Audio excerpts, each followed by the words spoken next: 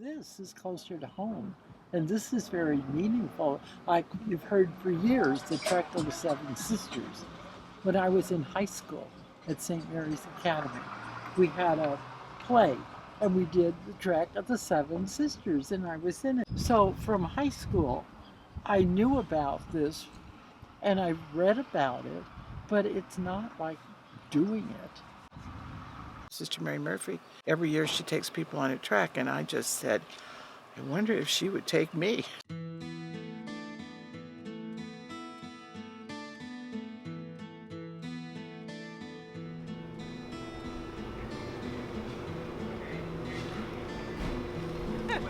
I'll get these out before we get settled. Okay. You need the diary. All right, and then these Tracy, folders. you have a diary? Take out 5 right now. Anybody not have a diary?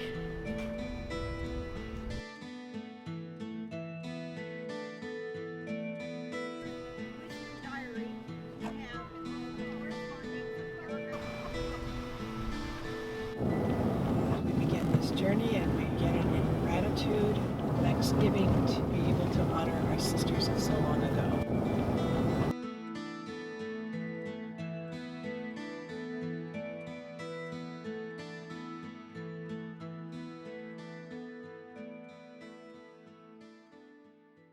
In 1868, Bishop Lamy of Santa Fe wrote to Mother Superior in St. Louis asking for sisters for 2 missions in the West. He wanted the sisters to open an academy, a school, as there was no school in the territory of Arizona. Please be so kind as to inform me if we can really rely on your community for a colony of sisters for Tucson. There is a great deal of good to be done there, and you have many sisters. In the diary that Sister Monica kept, one of the parts that really grabbed me was the fact that these 7 women realized that when they left, they were leaving, never to return, a total unknown. And that has always struck me, that took a great deal of faith, courage, and perseverance. The sisters, they went the Mexico side on the first part of that trek, going to Tucson. Yeah. So we know they went because it was more flat this way, right? Well, and then to go around. They had to cross the Tijuana River, where it was flat, and then they went up that mesa. Are we doing the prayer first? Yes. We have some readings from the diary and some explanations, commentary. Wednesday, April 27th, 1870, train arrival in San Francisco from St. Louis. At 7:00 p.m., we reach San Francisco. We were received most cordially by the good Sisters of Mercy, who did all in their power to make us comfortable. The Mercy Sisters took them by carriage to a boat named the Orizaba, which went back and forth between San Francisco and San Diego. The Orizaba was really quite a famous ship. I was trying to find something more interesting to do about the trek, and I looked up the Orizaba on the computer and located the house that was built from the remains of the ship by Captain Johnson's daughter. When we drove up to see that house 2 or 3 years ago, one of the sisters, Sister Irma Adabashan, who was bold and brave, rang the doorbell. A man came to the door and he said, "Yes, this is the Orizaba house. Come in."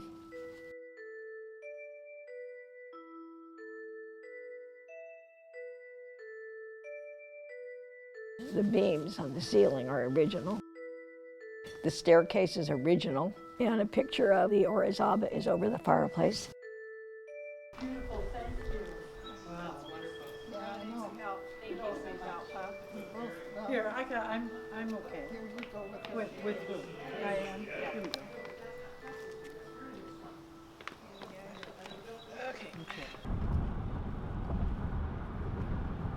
They had no idea that next part of the journey was going to be perilous.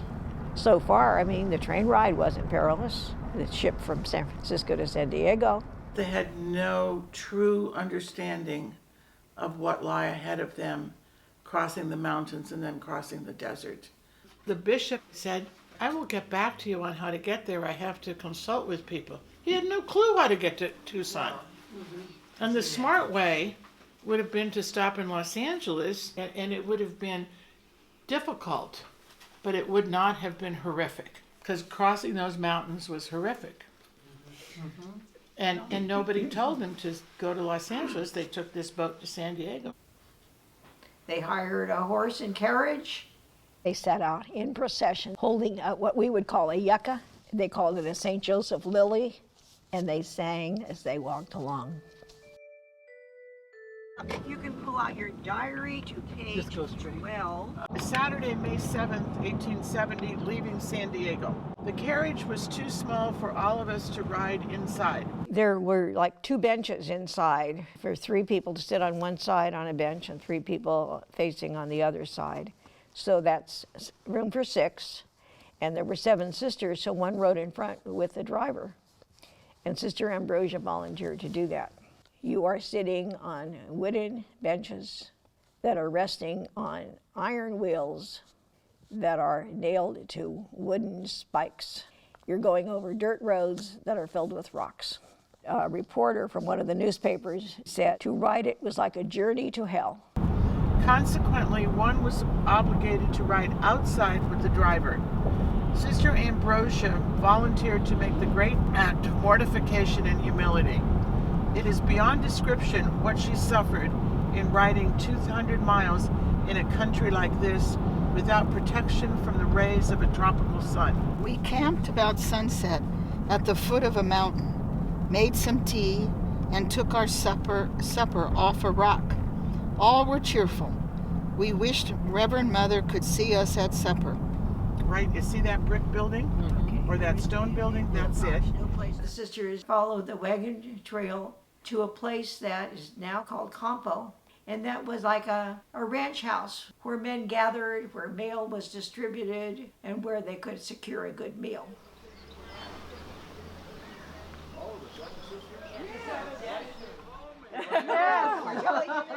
We're following that trail. So this is a really significant place for us. On this road, our sisters came through back in 1870. And they were offered a lovely lunch. And then after the lunch, a number of the men came out and proposed to them. Why would they ever go on to Tucson? Because they would be massacred by the Indians. These men had a lovely place there. Their houses were there, but they didn't have women. They should stay there and marry these men. Are there any bachelors back there? A whole bunch of them, 4 of them. Come on, girls.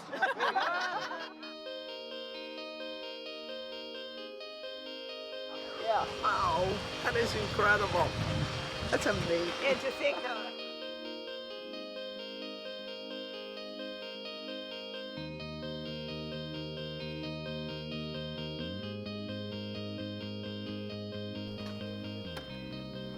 Mary, if you can climb this rock here, this is the rock that they slept on. When they left Campo, they're along what we would call today Highway 94. And that evening, they came across a stretch of rocks, large enough to sleep on. Okay, are you ready? We're gonna sleep. We're sleeping on the rock? Yes. Oh my gosh, oh Celia, look at you. I can do that. Yeah. There. Can you feel their DNA, Pat? Yeah, I can feel their Just coming DNA. right up. And I'm thinking the whole time, they didn't have a cell phone on the rock with them. No. Oh.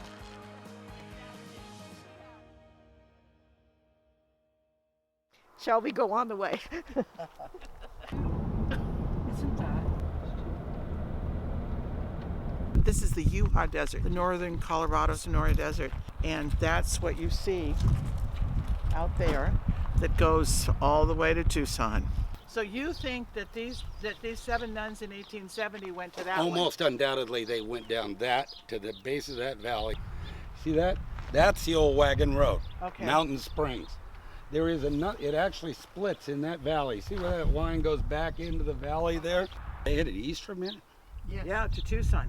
Wow. And 7 of them Yes. with the driver in a cart in May, and they all survived. Oh, yeah. And I with mean, minimum provisions and stopping wherever there was water.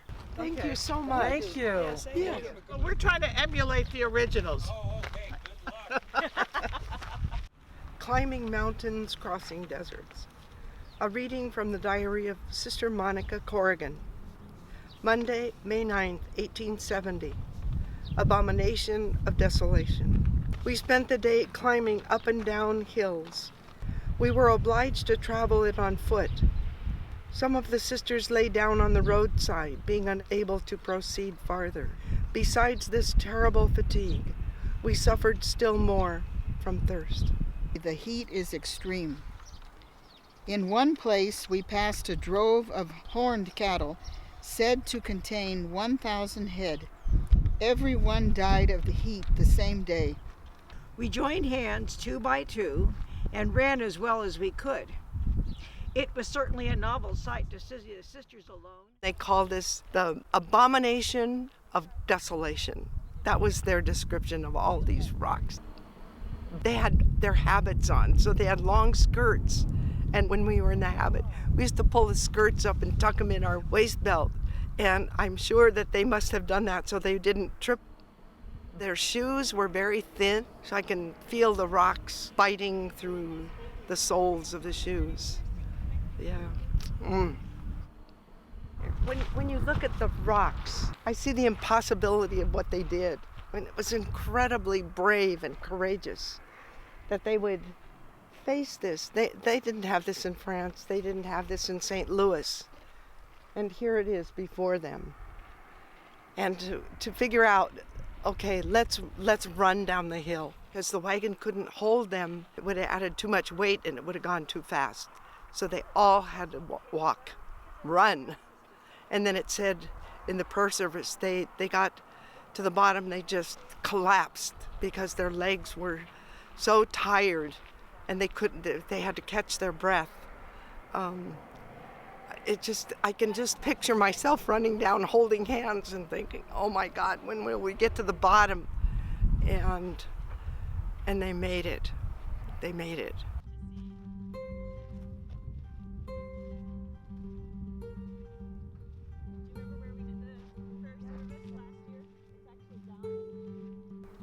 At midnight, we reached a ranch. We would not have refused some refreshments, but there was none. We lay down in the corner of the stable and rested until 4:00 a.m. It was indeed a beautiful sight to see the sisters at the lonely hour of midnight, crossing the frightful desert, singing hymns. Amen. That environment is very, very hostile. They had to start traveling by night because it was too hot to travel by day. Have you ever seen anything more desolate?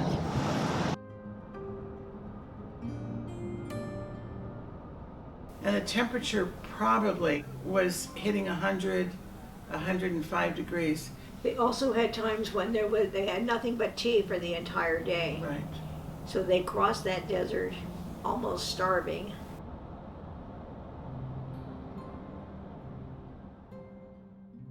The fact that they were able to do this is just absolutely incredible.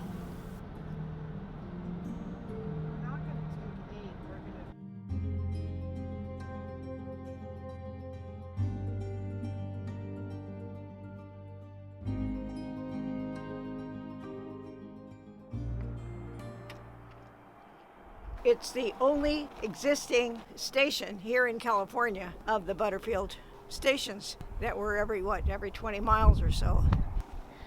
The sisters would have stopped here.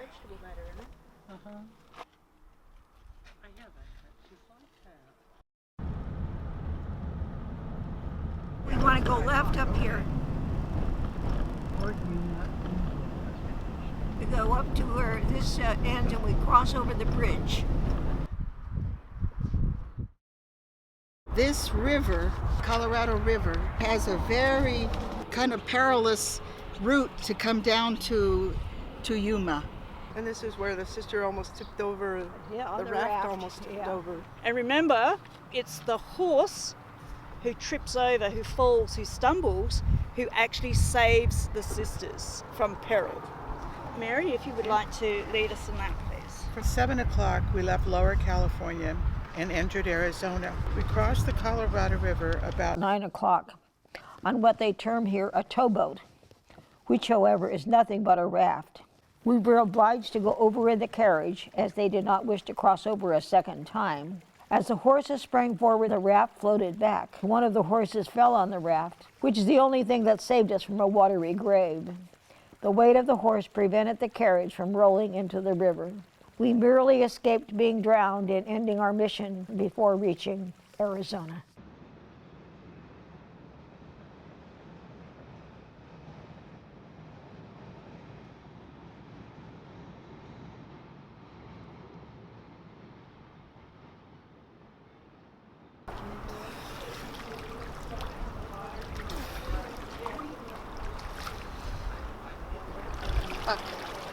It's great. Well, I learned something today. Tell us.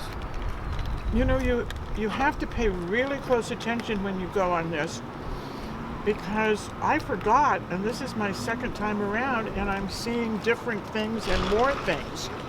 And it's having a different impact on I me. think it touches something about the perseverance of people and the resiliency of the human spirit to be able to make this trek. It's because we like these stories. They're archetypal stories.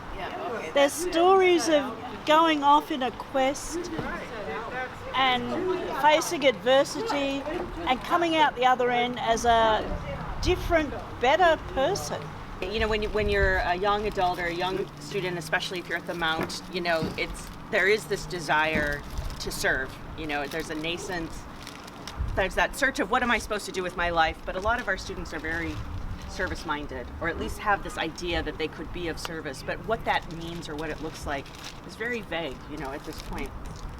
But I want them to feel like they are a part of a trajectory of history, of a tradition, that they have women who went before them, who made courageous decisions together as friends, so that they don't feel like it's this foreign thing that's out there that they'd have to do on their own. They're just doing what women have always done, especially in the CSJ, you know, tradition.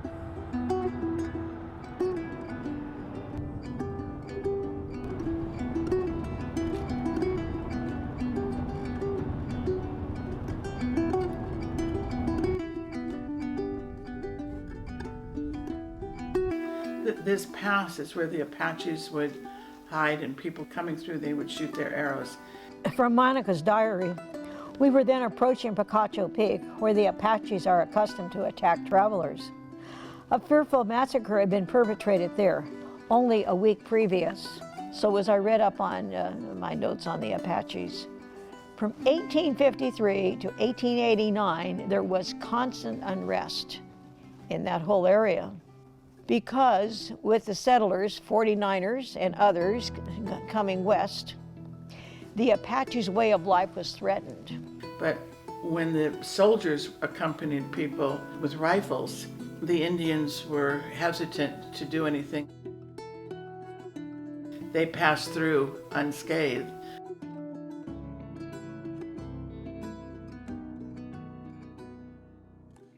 The diary of the trek is a journey, and it's a journey from being comfortable, moving out into the margins and moving out to your uncomfortable area. But that happens in each of our lives, that eventually you're going to have to get out of your comfort zone. If you really are driven, mission driven, you really have to get out of your comfort zone area in order to really have that neighbor become dear. I admire their fearlessness. They must have been at times thought, good God, what did I do, you know? Exactly. Which that happened to me in Peru too. I thought, what in the world am I doing here?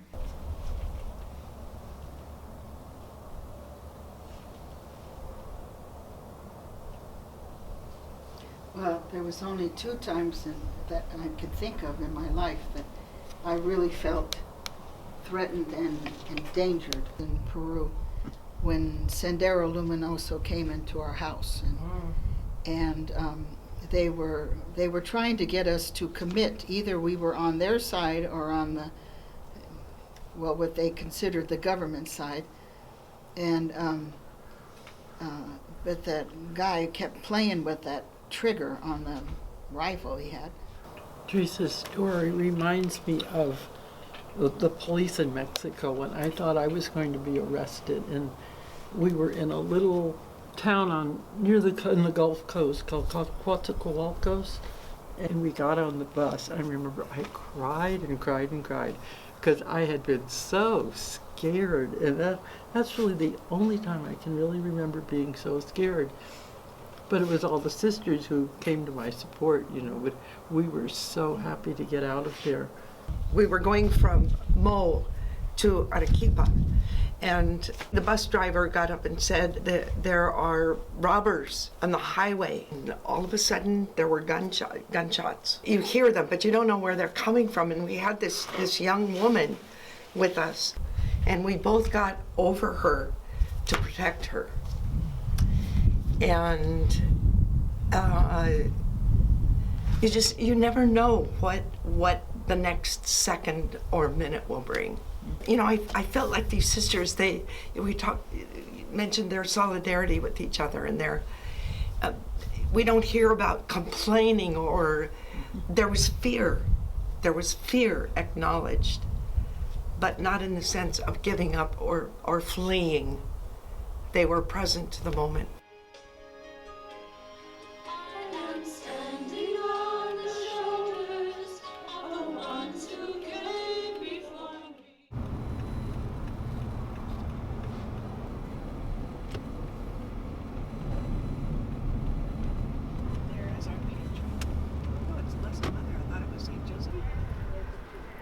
The Sisters on the Trek.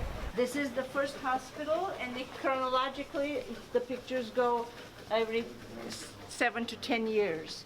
You know, when they arrived in Tucson, that the entire town of 3,000 people greeted them. It's always brought tears to my eyes. Where else in history have you heard of an entire town coming to greet 7 sisters? That is a spectacular kind of a thing. And in today's Tucson, everybody knows about the 7 Sisters, because when they arrived, they established schools, they established orphanages, a hospital, and then a second hospital. There are some original things in this chapel, the chapel that was used by most of the sisters when there were large numbers of sisters here in town in the 40s and 50s. This is where they arrived in 1870. When the 7 Sisters arrived in Tucson, one of the first things they did was found an academy for girls. So this is in 1870, and there was another separate academy for little boys. But the first academy, St. Joseph's Academy, was the first high school in Tucson, in Arizona. First high school in Arizona, founded by the sisters, and it lasted 15 years, 1870 to 1885, and it was adjacent to the cathedral, and this is the site of the first cathedral here in Tucson. And then in 1885, there was a second site that was founded, and that's where we're going to next. Okay, some pictures of the academy back when.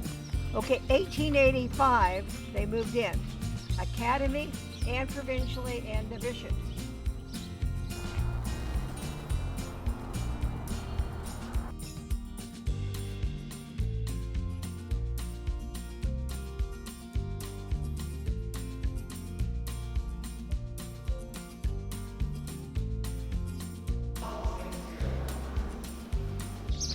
This is where our sisters first came to live in San Javier to work in the school. We were obliged to fix up an old room in the monastery which had not been used for 100 years or more. The first thing Mother did was get several pans of sulfur and kept it burning in this room for several days and nights to oust the centipedes, scorpions, tarantulas, which had nested for years and years.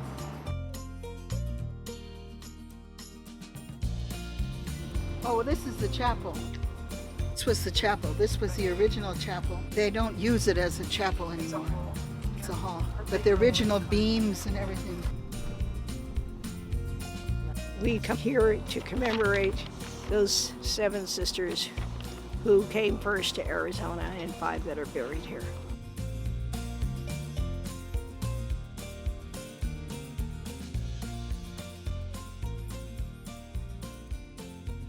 Sisters Monica Corrigan, Euphrasia Souchet, Emerencia Bonifoy, Hyacinth Blanc, Ambrosia Arnashad, Martha Peters, and Maxime Croissat.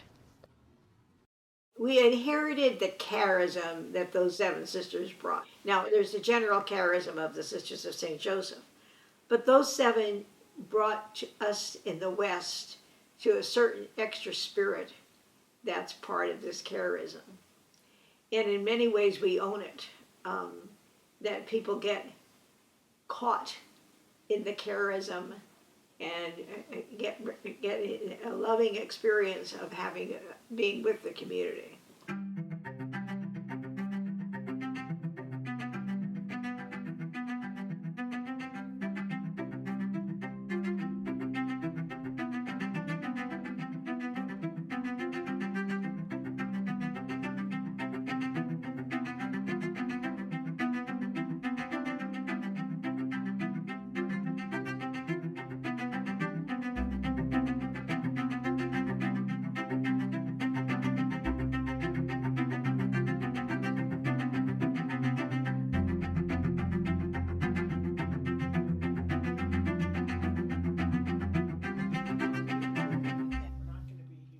Route 1017.